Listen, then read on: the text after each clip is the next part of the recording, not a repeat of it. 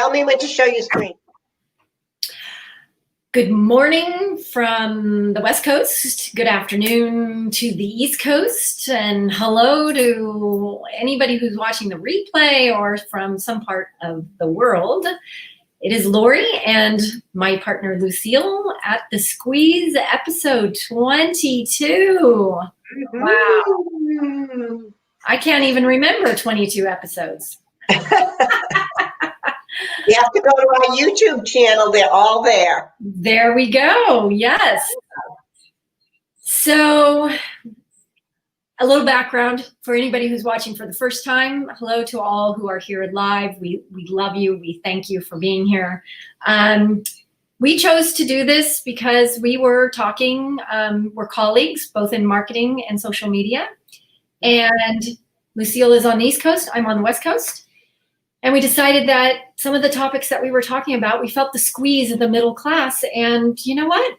We're not the only ones who feel this squeeze. There's tons of people who feel this squeeze. Why don't we make this public? So we decided to do a live stream. And we chose to do this every other week until the election, which I just looked at. We have two more shows in October. And if we do choose to stop doing the live stream, that we only have 2 more shows after this one. Wow. So that's for another time to discuss. And so last week, or last time on episode 21, we talked about voting. We shared lots of resources, vote.org. I'm not going to be able to pull this out of my, it's in the notes, episode 21. League of Women Voters, some nonpartisan organizations that can help you with deciding on what to vote for, who to vote for, and all of that. We also and all the details about your state and exactly your state and what the rules are about the different ways to vote. Yeah, right. Because every state, the more I have to say that I have learned so much just by doing this show. Yeah. Every state is different. I didn't know that. I mean, I knew that they were different, but they're radically different. So anyways, we are here to talk a little bit more about voting. And since I'm starting this off and introducing our show, I spoke to Lucille and said, well, I can't just go straight into voting. I have to talk about this Breonna Taylor decision because it has been in my radar for some time. And I'm going to admit I am fully human and I try to stay up to date with everything, but I don't know all the details about the Breonna Taylor issue. So given that, maybe that's why the decision that was made yesterday is so appalling, because maybe there's information that I really don't know about that supports that. But I am, Attorney Lee Merritt talks about the total injustice of all of this. Even Bernie Sanders came out and said, this decision was absolutely wrong. And I'm going to continue fighting for a woman who was shot to death in her bed. She was asleep. My understanding is the officers came to the wrong house. I think they were doing a drug bust. They had the wrong address, and she's dead.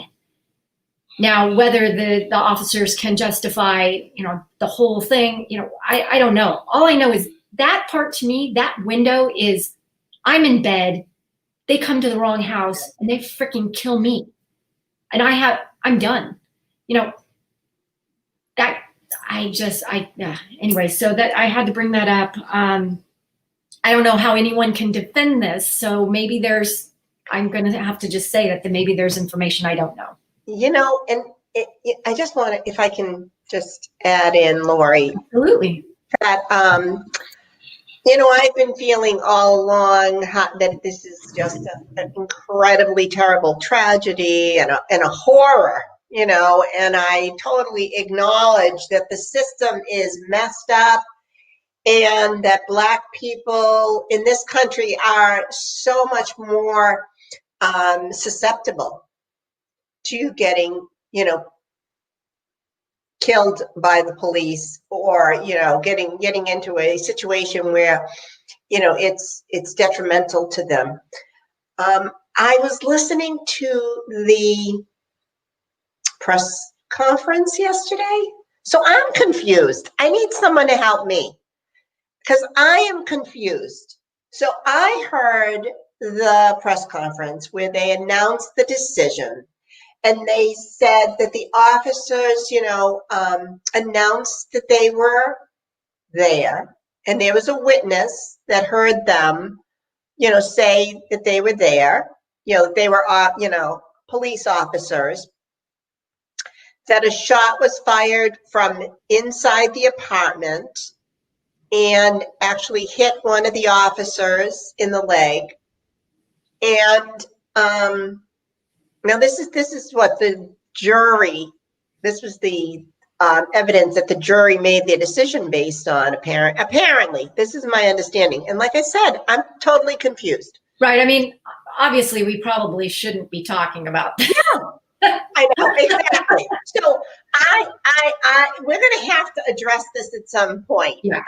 Maybe in our next show or in a show, because I think it just shows. I think that there's so much wrong. I mean, for instance, this came up as part of. There's a person here in LA who is an amazing photographer. His name is L. Lawson. I follow him on Instagram, and his name is The Light Record. And he's truly switched from taking gorgeous shots and really becoming an activist for what he believes in. And I really appreciate that. And so one of the things that he shared was yearly deaths from police shootings by country. And maybe you can see this. So I'm so bad about and I know it's horrendous. I know our record is horrible. Do you see that number at the bottom for the US? I can't see it, but I know this is real, that there's a real systemic problem. Yeah. So it just means that. But what I'm wondering, and where I'm getting tripped up, is there definitely is a problem. But then the way I heard the press release yesterday, it was like they looked at all the evidence and there was nothing, that, I don't know. I'm like I said, we're going to have to really look into this. And let's get to our programming notes. Yes. Let's talk about voting.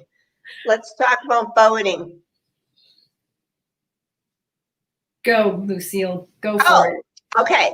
So, our last show, it's funny, the premise that we started the show, like Lori was saying, was to shine light on issues that people, the middle-class Americans were struggling with, so that they felt squeezed by. But at the end of every show, we always encourage people to register to vote and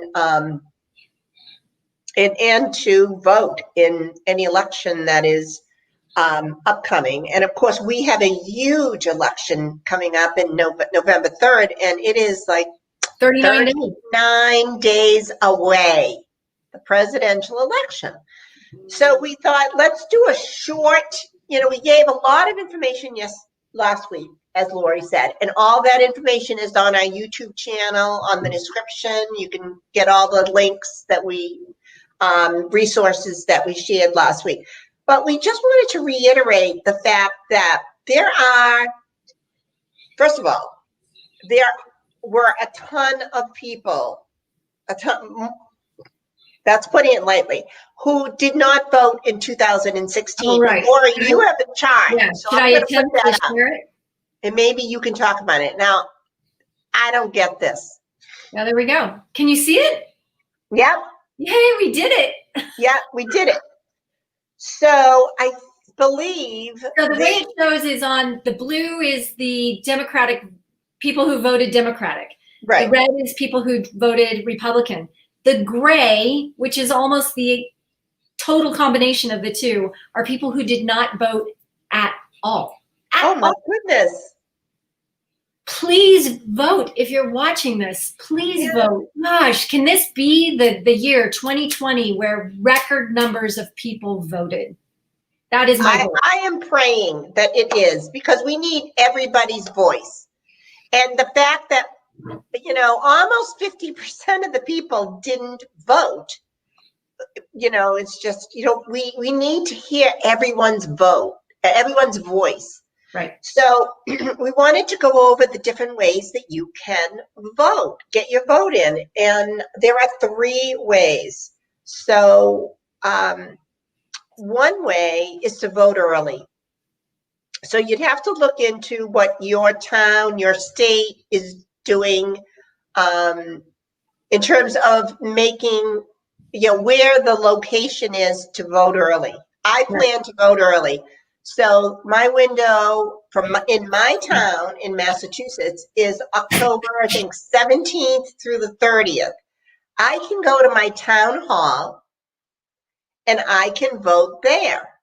Because in my opinion, I'm not looking forward to the long lines that will probably, we will have, even though I think that's great, on November 3rd. So I am just choosing to vote in person early. So the other way that people can vote is by mail-in ballot, absentee ballot. And I'm going to show my screen. Great. Right. So for instance, mail-in ballots were automatically sent to 10 states. California is one of those states. Right. She's going to show you a map. So you really need to know what your state. Wrong one. Hold on. Oh, that's wrong too.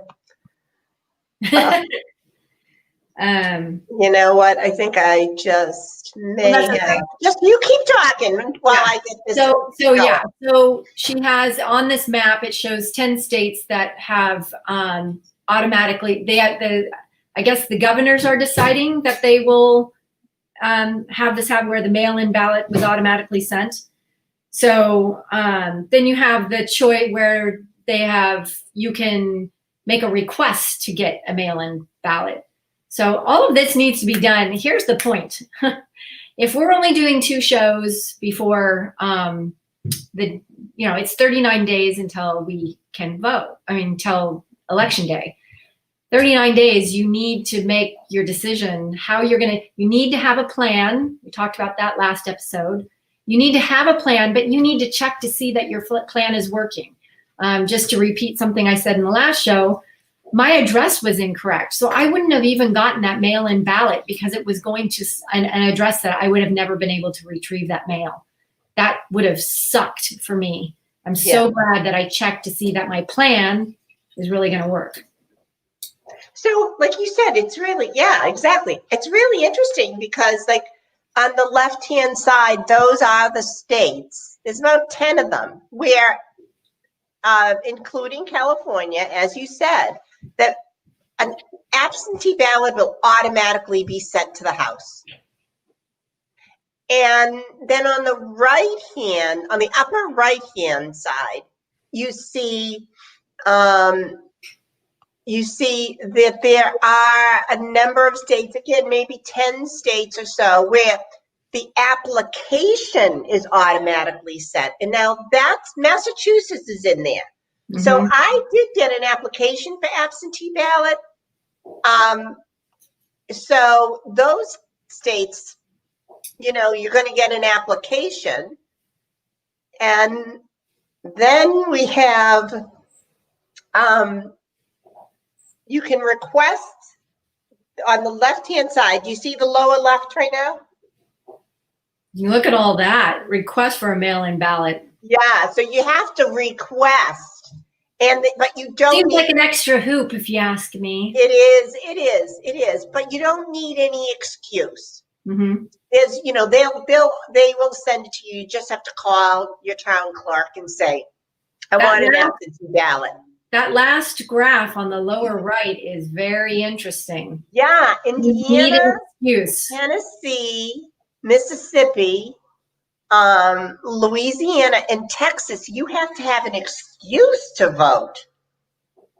You That's have to have either an underlying, you have to have an underlying health issue or something like that to get an absentee ballot, which is really interesting. It is very interesting. I'll agree So with I that. think, yeah, so the point is you really have to look into it. So that's an NPR, and we'll put the link up. That's an NPR site, which gives you all of this information, as to where, in terms of absentee voting, if you plan to do that and you want to vote by absentee ballot, we'll put the link in so that you can see where your state stands. Right, and there was some on social media. Since we work in social media, we see all these things flying by our views. There were record numbers of people coming out to the polls in some states that already have voting, where they can vote already. So you really need to anticipate what's going to happen. Yeah, and what's right for you, right? Right. What's right for you? And go ahead. Well, I had a conversation with my postman, and that was quite enlightening because I kind of related to, I asked him, I said, so what's going on? Do you think you can handle, because that's been in the news, that's been on social media, can the postal system handle the influx, not only of sending out all these ballots, but getting them back by mail, which that normally, we're probably going to have record numbers of people voting by mail.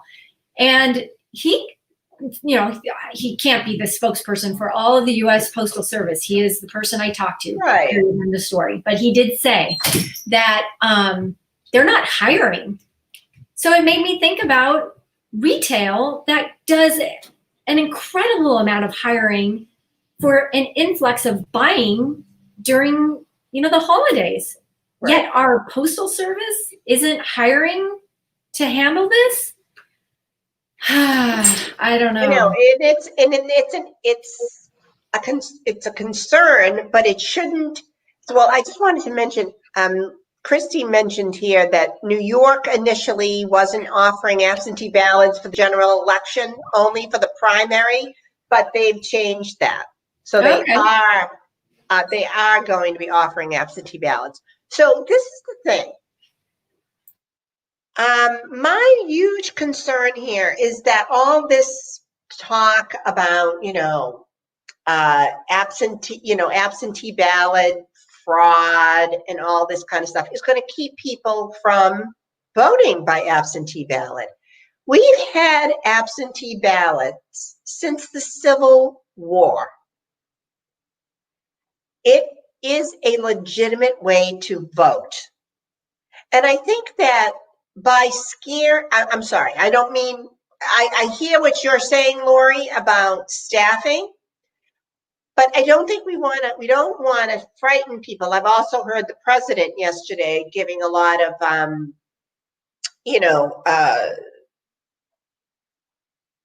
flack about absentee ballots. I don't think we want to scare people. That will benefit some politicians if this is my opinion, if people don't, that's their only option, but they don't feel a confidence level in voting by absentee ballot. So by all means, if that is your choice, absentee ballot, request the absentee ballot and vote. Vote. So I just hate to have anybody's voice not heard.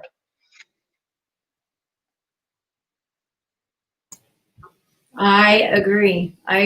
My husband, who's walking back and forth here, because this is my office at home, he's voting. I think it's going to be his second time voting ever in his life. Yay. Yeah. It's critical that we get that vote out here. Christy also said, thank you, Christy, for the comments. Hasn't the amount of mail dropped during COVID? Because certainly there isn't as much direct marketing going on. Okay. So she's got a point. Yeah. But I think there'll be plenty of bandwidth. So check this out, Christy. When I was speaking to my postman, he said that it's been like Christmas. Typically, he said September, he would be getting off work early because he finished his route. But that is not the case. Two things, he said. One is it's been incredibly busy because y'all are sitting home ordering stuff and it's coming through the U.S. Postal Service, not only Amazon, right? The second thing was, oh God, this is just like when I talk to Christy on the phone and things just go poof. Dang it. So there's a lot of people ordering. There's a lot of people ordering online, and it's going through the Postal Service. And he is picking up shifts because they're already understaffed. That's also an issue. Yeah. In our next door, there have been people complaining all the time. Why is my mail person delivering my mail with a big headlamp on in the dark? And it's because they're understaffed. And this guy I have known for years, he has taken on extra shifts every day he works because he just doesn't say no. And so the reason he's always out there with his headlamp on is because that's his second shift. He's filling in for all the things.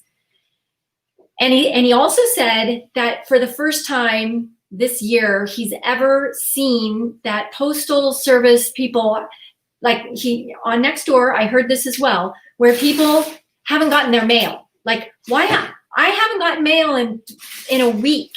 And he said, it's because they're falling down on their job. And he said, for the first time this year, for the first time ever, for a postal worker not to deliver the mail, they would be fired for that. Yeah. But they're not getting fired because they're so understaffed. Well, we did have, now we're getting a little bit into politics, but we now have a brand new Postmaster General who has made some changes that I don't think have helped the post office. I mean, I must say here in Massachusetts, I'm not seeing that as much. I'm not seeing what you're saying as much, but I am sure that some post offices have been impacted. I still want to, like I said, if people feel that absentee voting by mail is their best choice, do it. Get it? Because you know what? Eventually those ballots will be counted. And but I think it's an issue, Lori. And I think when you change the post office, the mail office general, the postmaster general, I think that's the name, postmaster general. Postmaster general. And yes. I don't believe he has a lot of experience in that position. It's a problem. So it really does speak to some really basic issues that are happening in this country. But we have to know the 3 ways that we can vote. And we can vote. Early voting is valid. There's 2 weeks before the election. People can go. They just have to call and find out. Right? And when I voted in the primary here in Massachusetts back in, was it September or last month? I guess it was last month. Oh my God, it was so easy. I just waltzed up there. I was the only one there. And it was terrific. So I'm a big fan. My husband, on the other hand, wants to be there. Like I said, I think I've already said this. He wants to be there in person. Right. He wants to vote on November 3rd in person at the polls. And I signed up to be a poll worker. And should that work out, I will be voting on that day, at the polls for sure. If that doesn't work out, I have an alternate plan. You see, here's the subject going on and on. I have a plan and I have an alternate plan because I want to make sure that my voice is heard. Right. And I think for people who are going to go to the polls, there probably will be long lines. Bring a snack. Water. Bring a snack because in case you're waiting in a long line, Right. Have a snack. Bring your coffee, whatever you need to sustain you while you wait in that line. But this is such a critical election. It's so critical to the future of our country. Right. Everyone has to. I'll feel good if that little gray area in your chart is down to like the little yellow area, which I'm not sure what the yellow was. Maybe they didn't vote at all. I'm not sure what the yellow stood for. But let's get that gray area dissipated. Yeah. Or shrink it down. Right. Yeah.